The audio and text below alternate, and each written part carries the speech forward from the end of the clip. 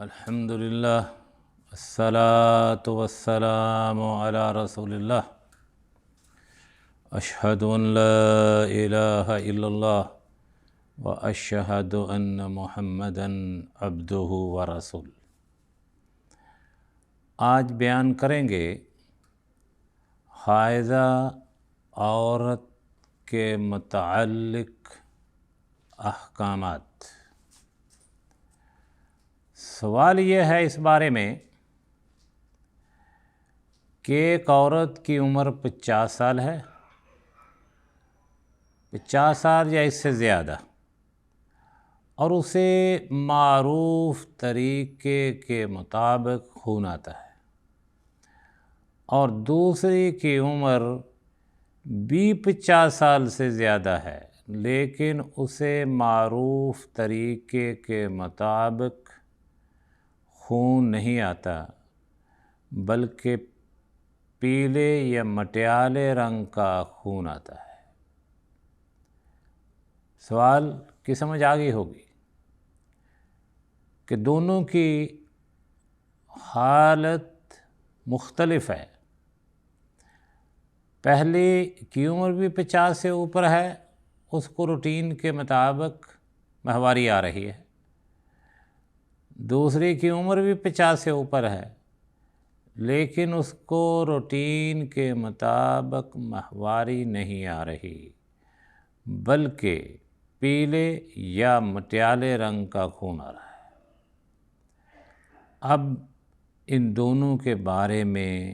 احکامات کیا ہیں؟ جواب اس کا یہ ہے کہ جب عورت کو معروف طریقے کے مطابق خون آتا ہے تو اس کا خون راجع یعنی صحیح قول کے مطابق حیض کا صحیح خون ہے،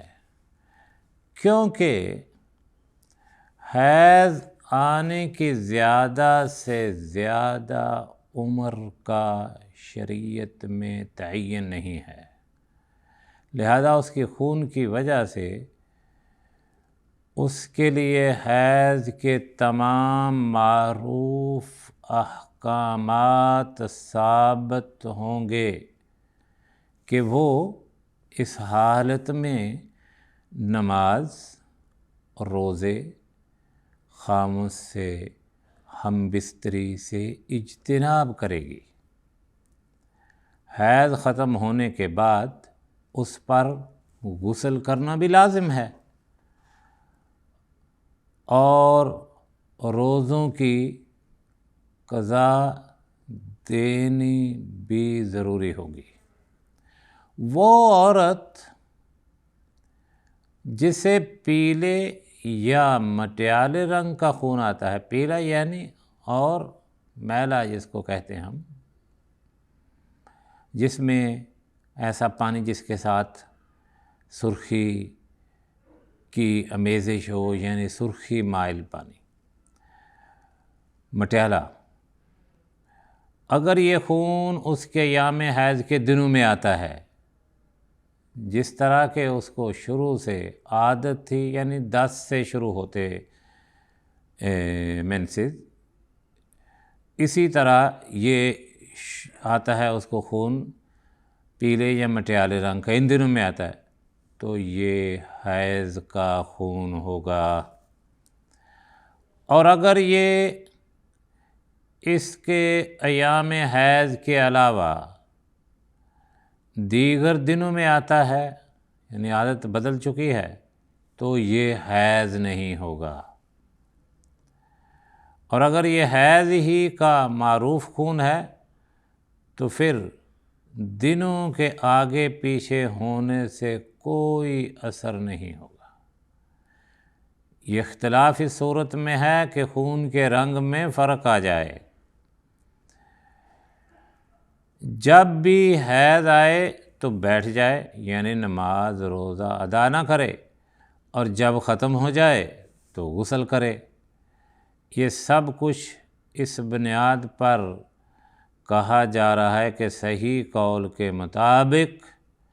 حیض کی عمر کی کوئی حد نہیں ہے۔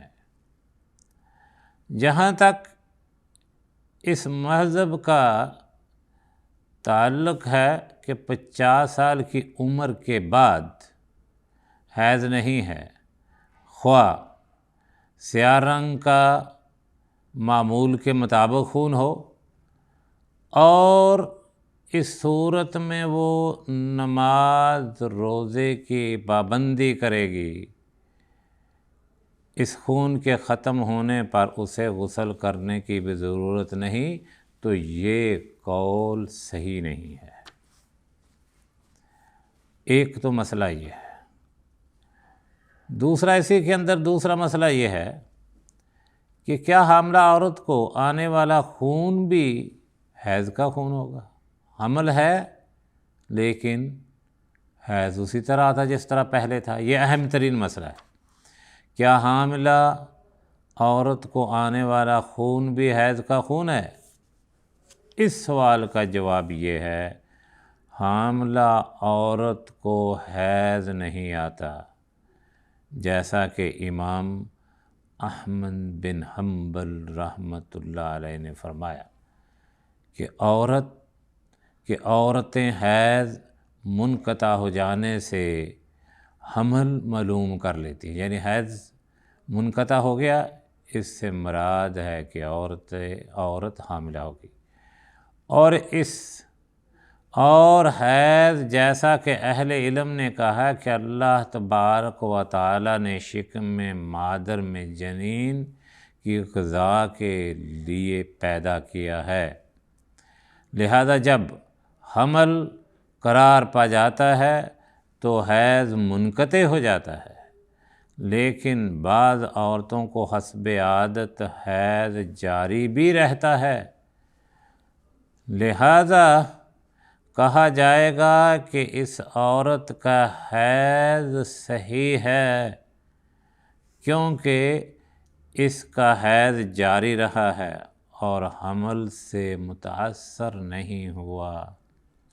دوبارہ سن لیں کہ اگر عورت کو حمل ہے، حیض بھی آ رہا ہے، تو اس سے مراد یہ ہے کہ اس کا حیض، اس عورت کی ماہواری حقیقت میں اس کے حمل سے متاثر نہیں ہوئی، لہذا یہ حیض بھی ان تمام امور سے مانع ہوگا جن سے غیر حاملہ کا حیض مانع ہوتا ہے، اور ان تمام امور کو جب کرنے والا ہوگا جس کے لیے غیر حاملہ کا حیض موجب اور مسقط ہوتا ہے، حاصل کلام کے حاملہ عورت سے خارج ہونے والے خون کی 2 قسمیں ہیں، جس کے بارے میں یہ حکم ہوگا، اولاً کہ جس کے بارے میں یہ حکم ہوگا یہ حیض ہے، یہ وہ خون ہے جو اسی طرح جاری رہا جیسا کہ حمل سے قبل جاری تھا، گویا کہ حمل اس پر اثر انداز نہیں ہوا، لہذا یہ حیض ہوگا۔ وہ خون جو حاملہ عورت کو اچانک جاری ہو جائے، عورت حاملہ ہے لیکن وہ خون جو حاملہ عورت کو اچانک جاری ہو جائے اور اس کا سبب کوئی حادثہ یا کسی بھاری چیز کا اٹھا لینا یا کسی چیز سے گر جانا وغیرہ ہو، تو یہ حیض کا خون نہیں بلکہ کسی رگ سے جاری ہونے والا خون ہوگا، لہذا وہ نماز اور روزے سے رکاوٹ نہیں بنے گا، اور یہ عورت پاک عورت کے حکم میں ہوگی،